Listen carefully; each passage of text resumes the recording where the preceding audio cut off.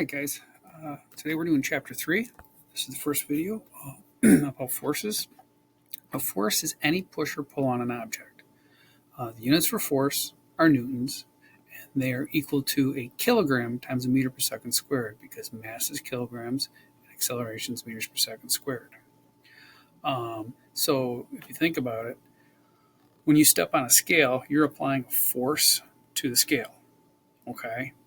And we call that weight. So weight is the exact same thing as force, all right, except for that the acceleration is actually gravity. So sometimes we write it as force of gravity, which is weight, equals mass times gravity, gravity being 9.81 meters per second squared. If you were on a different planet, you would weigh less or make more based on the gravitational pull. Mass is the amount of matter in an object. It's measured in kilograms and it does not change as height changes. Weight does. Weight gets less when you move away from the center of the earth. Okay?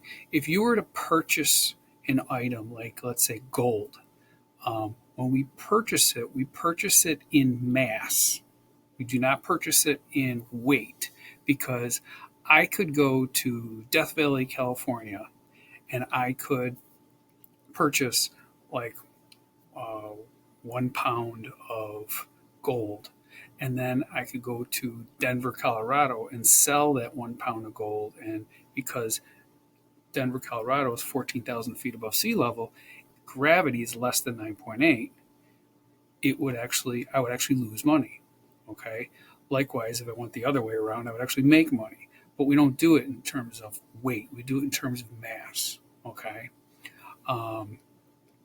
So if you're in a spaceship and you're flying away from Earth, as you get farther and farther away from Earth, your weight gets less, but your mass never changes. Okay?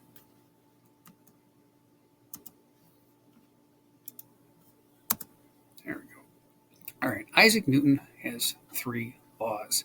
And in the PowerPoint, you can click on these videos and they show you some examples of each of the laws. Okay. The first law is the law of inertia. An object at rest will stay at rest, and an object in motion will stay in motion unless acted upon by an outside force. Okay. My computer is sitting in front of me. Right. It is not moving. It's just sitting there. All right. And due to the law of inertia, I would actually have to push on it to get it to move. Me being the outside force. Okay. Now, if I held my computer up in the air and I had nothing to support it, it would fall. Okay. Why would that happen? Well, there's nothing supplying an upward force to counteract its weight. Okay.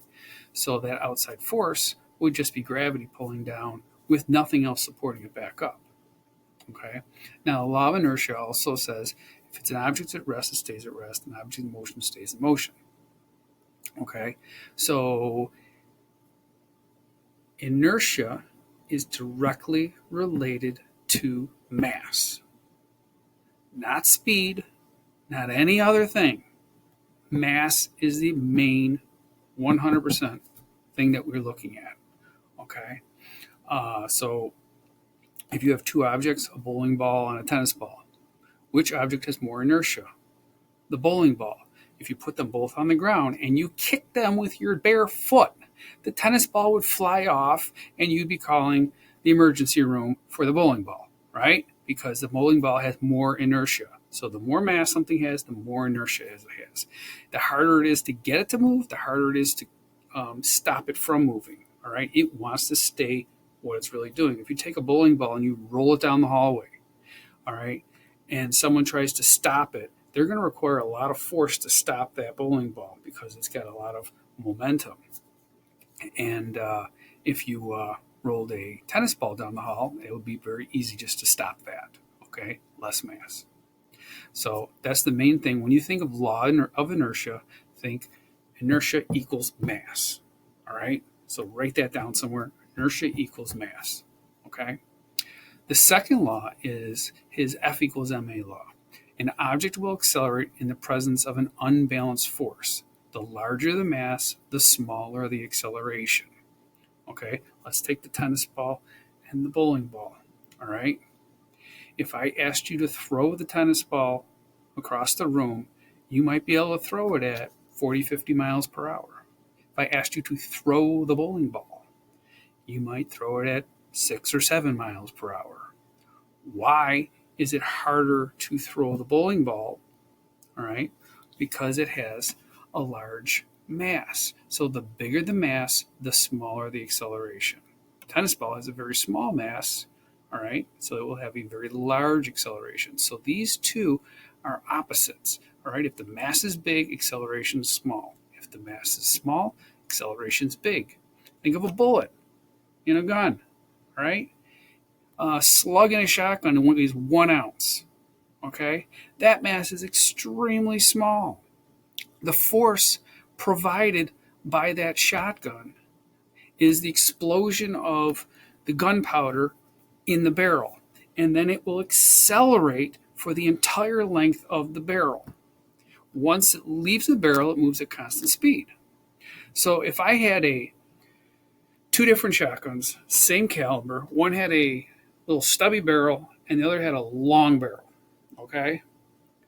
Which gun would the projectile move faster in? The one with the long barrel.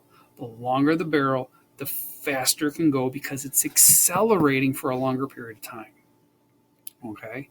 If you look back to World War II, there were cannons that would literally fire miles from one end to another. All right? And the length of the barrel, they were enormous. They were like 60 feet long barrels, and they were shooting basically the same cannonball that they were shooting out of the smaller cannons on the fields. And they were able to shoot them over the tops of hills and everything. It was amazing. It's all because of the more time you can accelerate an object, the faster it's going to go. All right? Okay. So we're going to be manipulating this F equals ma. We're going to be saying we're going to be looking for mass. We're going to be looking for acceleration. We're going to be looking for force given the other things. Okay, and there's going to be a bunch of different relationships. Okay, if you have a standard force, the larger the mass, the smaller the acceleration. Okay, if we had the mass as being the fixed point, all right, the larger the force, the larger acceleration. The smaller the force, the smaller the acceleration. If acceleration was the common entity here, all right, then the larger the mass, the larger the force. Okay? And if you think about this, it's like if you were dropping an object, if I drop the tennis ball, it has a small mass, you'd only need a small force to catch it. If I dropped a bowling ball from the top of a building, you wouldn't even want to try to catch it, all right, because that force generated would be much larger. But they both have the same acceleration because gravity is accelerating them down, okay? So we're looking at all these different things, okay? And now we go down to the third law. For every action, there's an equal and opposite reaction. Okay, let's take a soccer player. Soccer player applies a force to the ball. Ball gets kicked away. Okay. Does the ball supply a force back to the soccer player? Yes, it does. It actually slows his foot down ever so slightly. Okay. A good example of that would be hey, let's have that soccer player kick the bowling ball. Well, now that's a different story. Now, not advisable, going to break your foot. Okay. Because the amount of force on that bowling ball would be the same force back and it would break his toes. Okay. So for every action, there's an equal and opposite reaction. A couple years ago, I put a test question on one of my tests, and the question was: a guy's driving a car down the road, and a big moth is in his way, and it hits the windshield. Okay, and the question was: is the force supplied by the moth on the car equal to, less than, or greater than the force applied by the car on the moth? And it was kind of a trick question because everybody's like, oh, the car is going to obliterate the moth. It's going to be spread out all over the windshield stuff. The answer is equal. They're equal and opposite. And the reason for that is if you looked at the deceleration of the moth as it's flying this way when it hits the car, all right, it's instantaneous. It decelerates ridiculously high. So the acceleration is very, very high. Its mass is very, very small. Okay. If you had really good film photography and actually looked at the car as it's coming along, when it hit the moth, it would actually slow down. So minute that only like the best photography stuff would actually be able to pick it up.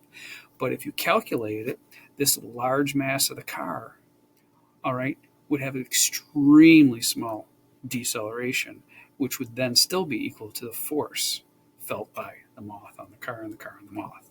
Okay, so the third law tends to trick a lot of people. All right, but I'll give you some examples. You'll see this stuff in your homework, on your test, etc. Okay. All right, apparent weight. All right, whenever something is being accelerated up or down, there's an altered weight for the object. If you are accelerating upward against gravity, you appear to weigh more, and your tension increases. Okay. If you accelerate down with gravity, you appear to weigh less. A great example of this is a roller coaster. When you're on the top of a roller coaster and you're coming down, you're accelerating down. Okay? How do you feel? You feel weightless or a lot less weight. Okay? So if you take your mass times gravity minus the acceleration of the roller coaster. So let's say gravity's 9.8, maybe the acceleration of the roller coaster is like 7.8. So then you'd have a net acceleration of 2. All right, it'd be a lot less. Now, that roller coaster comes down and then it starts to go up. As it starts to go up, now you're accelerating up, gravity's accelerating down. You have to add them together, okay? And you weigh more, so you get pushed down into your seat when you're going through that, and you can feel it. All right? So those are examples of apparent weight. Another thing would be take a well, all right? It's filled with water. You got your bucket. You lower your bucket down, okay? As you're raising the bucket, okay, you have to use a lot of force to lift that full bucket of water up to the top. But if you were to lower it, you could use almost little tiny force, all right? And because the bucket would go down because of all that extra weight. If you're accelerating with gravity, it's going to weigh less. If you're accelerating against gravity, it's going to weigh more. So my question is, if I was either lifting or lowering a bucket full of water in a well and I had a really, really old rope attached to it, when would it break? When I'm lifting it or when I'm lowering it? It's when I'm lifting it, because that's when the tension would increase. Okay, so tension is a force, weight is a force. They're all measured in newtons. Okay. All right, so if you're moving up or down with constant velocity, there's no acceleration. It's only when you're accelerating. Okay. It's because if your acceleration is 0, then it's just mass times gravity. So it's just the weight. Okay. All right. An elevator. Okay, think of all the times while riding an elevator you feel heavier. It's when you're accelerating upward. Okay, so apparent weight in an elevator. So when do you feel like you weigh more? All right, when you start going up, you get that, all right, and when you stop going down, all right, those are the 2 times that you feel heavier. What about when you're moving with constant speed up?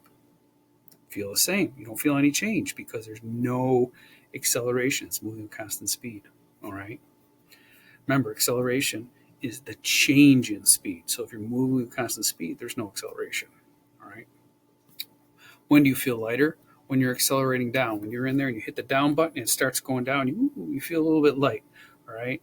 And then when it's going up, as it's stopping going up, it has to accelerate down. Okay. And that's when you also feel lighter. All right, here's an example picture of the person on here and explains that.